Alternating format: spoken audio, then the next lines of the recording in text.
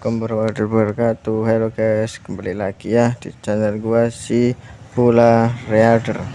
Oke guys, di video kali ini sebelum kita membahas hal lainnya, jangan lupa like, komen, dan subscribe ya guys ya. Dan jangan lupa untuk komen like novel yang ingin kalian bahas, dan langsung saja kita menuju ke videonya aja guys ya. Let's go. Oke guys, kembali lagi ya bersama aku si Bola Reader. Oke guys, kali ini kita melanjutkan pembahasan light novel yang berjudul Ore wa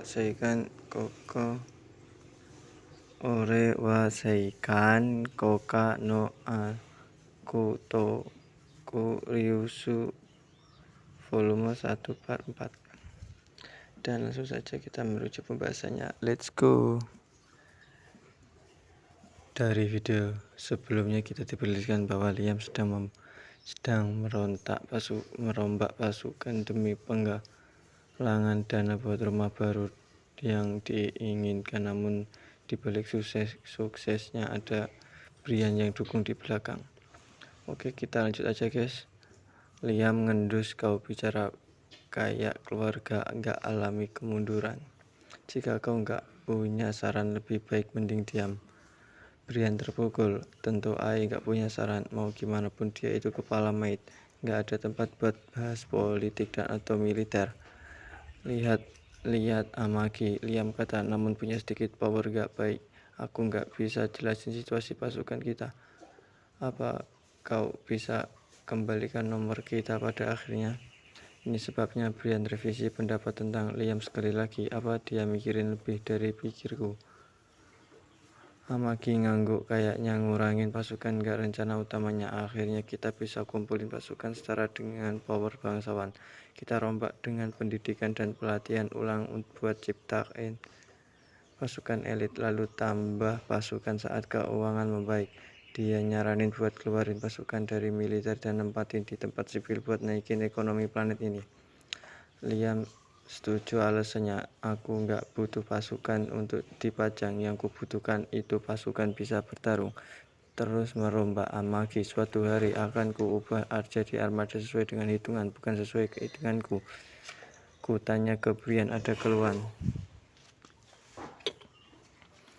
Kami akan tetap punya 30.000 pasukan nanti tapi kami puas sama 3.000 pasukan saat ini. Brian usap keringat dengan satu tangan. Gak ada, Tuan Liam. Puas sama tanggapan Amagi. Liam, kok Amagi? Lakuin segera Amagi. Ya siap Tuan.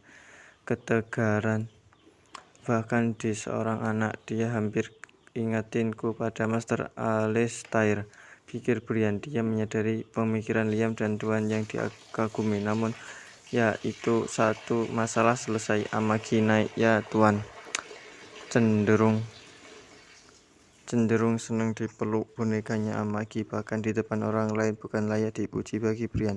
Dia ngeluh, Liam sama, tolong jangan duduk dipeluk Amagi dan membelai dadanya di depan ibu. Aku gak tahu harus berekspresi apa.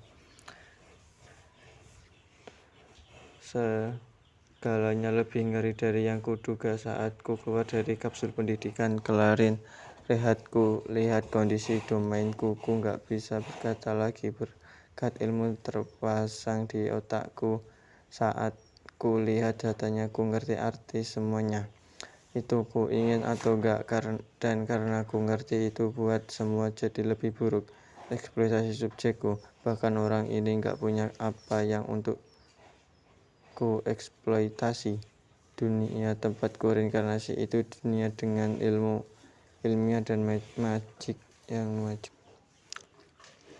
Atau setidaknya aslinya gitu. Sebenarnya orang-orang di planet ini kurang berkembang ketimbang Jepang, tempatku jalani hidup sebelumnya. Paling buruk mereka pada level Jepang sebelum perang.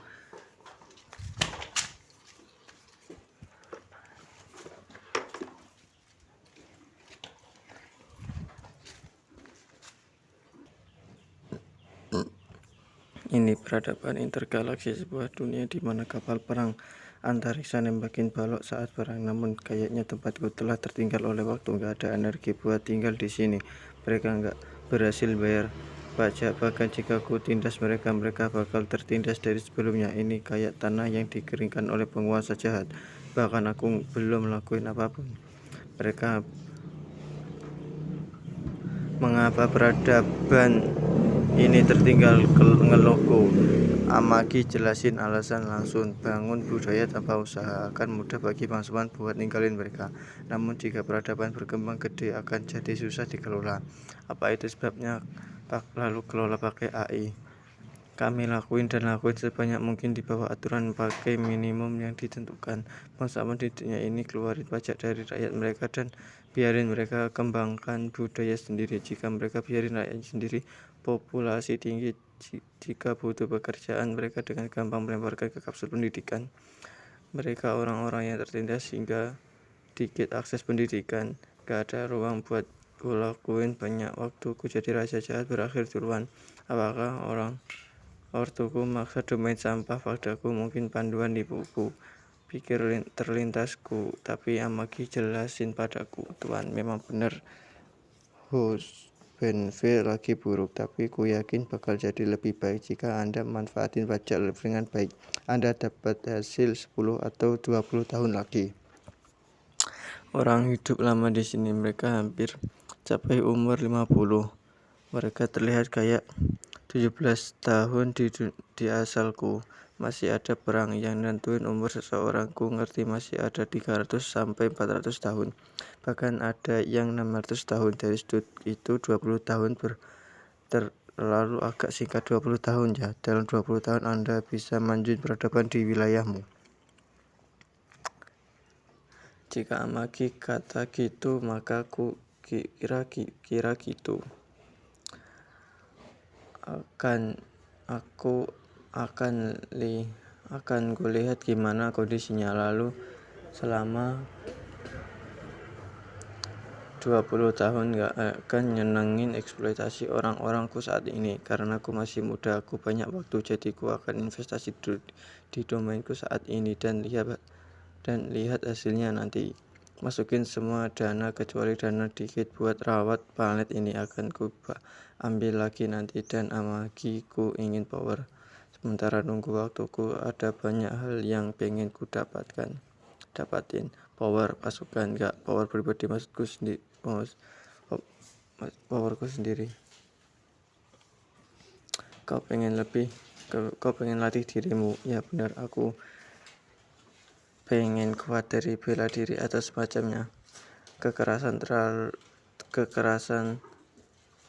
telah buatku takut di masa lalu. Aku takut pada pria kekar datang lagi utangku. Dulu aku anggap kekerasan gak ada artinya. Sekarang berbeda. Aku rasa butuh kekuatan fisik untuk mimpin pakai tangan besi. Aku butuh power. Cukup buatku gak takut siapapun. Power buatlah kuin kekerasan ke siapapun yang ku pengen, karena pengen ku tubuh kuat. Aku gak percaya hal ginian butuh buatmu. Guru latihan dikit udah cukup buatmu. Gak nentuin aku instruksi kelas atas dan jangan hemat anggaran. Ini adalah biaya yang dibutuhkan agar bisa mempertahankan apa yang jadi milikku, agar ku jadi korban gak korban. Ku butuhin power dalam hal yang biasa disebut ambang dunia. Semuanya gelap, gak ada satupun. Satu-satunya hal itu cuma pemandu yang menyeringai duduk di atas ransel kayak lagi di atas bukit dan senang hati lihat gambar di depannya. Gambar itu mantan istri Liam, kurus beberapa tahun berlalu. Mantan istri di kehidupan sebelumnya sedang berjalan, capek di wajahnya. Terlihat lelah di sana, rambut berantakan dan pakaian murah dan lusuh.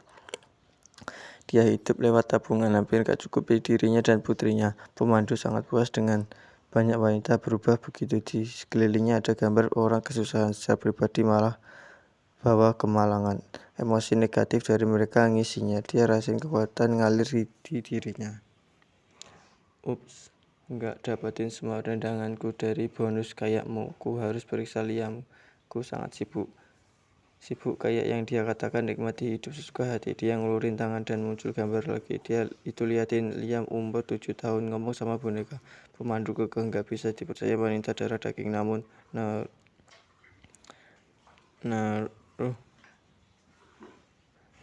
naruh boneka yang dibuat rumit di sisinya. Kawaii ditambah lagi, dia gak sadar kalau itu bahayakan posisi sebagai bangsawan.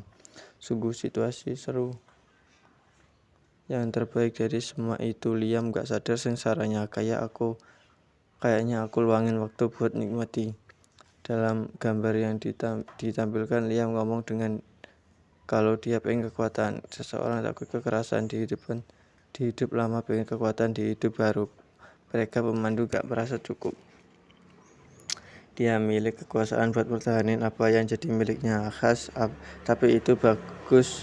Tentang itu pemandu pegang proyeksi asap keluar dan masuk ke gambar. Ku tahu orang tepat buat kebutuhanmu, akan ku terus awasimu. Gimana pun ini adalah layanan berkelanjutan. Pemandu narik beberapa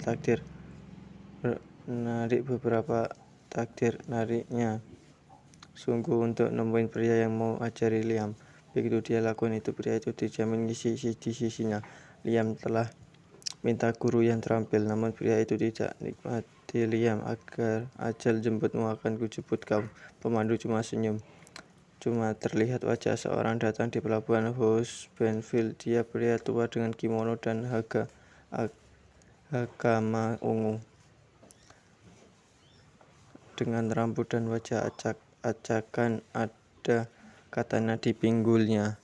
Di antah berantah ini, nama pria itu Yasushi. Meski kelihatan jelek, dia datang untuk ngajari seni bela diri Liam, namun asalnya bukan Yasushi yang ada di sini. Mereka telah minta master asli buat ajari, namun pria itu secara betul ngerti kondisi host Benfield, makanya nolak permintaan itu. Dalam hal ini bahkan dia gak tahu Benfield dapat bayar berapa, makanya master nawarin ke Yasushi buat tawaran ini. Sial kalau saja aku gak pinjam dari pria itu. Pandangan Yasushi nunjuk agak sedih. Dia gak kelihatan kayak orang jago bela diri. Yasushi terima tawaran karena syarat lunasi hutang. Tapi saat dia lihat pelabuhannya rusak dan sepi, dia agak nyesel. Aku nggak ingin datang di sini, bahkan kerjaan asliku. Terus terang pria itu agak kuat. Dia telah pelajari segala ilmu bela diri, tapi kalah bertanya dengan mereka. Sebaliknya dia cuma gimmick, telah kuasai bela diri dan nafkahi dengan pameran trik sulap. Ya, klien masih bocah, jadi cukup enak bodohin. Aku rasa nggak enak belajar dariku. Yasushi telah belajar dasarnya, jadi dia bisa ajarin bocah dasarnya, tapi cuma dasar yang bisa diajarin. Dia gak bisa nemuin teknik lanjutan atau mematikan karena gak tahu jujur pemahaman soal dasar-dasar mulai kepleset saat ini. Satu-satunya alasan dia terima kerja ini karena butuh uang. Ya, itu bakal berhasil. Seorang anak nakal bakal cepat bosan. Jika muji dia bikin suasana hati baik, itu bakal memuaskan. Tapi katananya, ku coba berpakaian buat lihat itu, tapi sungguh aneh bocah minta itu. Katana ada di dunia ini, tapi nggak dianggap arus utama. Mereka nggak akan hilang populernya dalam ceruk tertentu, tapi sebagian besar pendekar suka pedang barat. Sudah lama saat Yasushi mengadakan waktunya buat bodohin anak ini dari uang. Profesi asli pria ini itu dagelan. Dia cuma terpilih jadi instruktur Liam karena pemandu. Oke guys, sampai jumpa di video selanjutnya. Bye bye.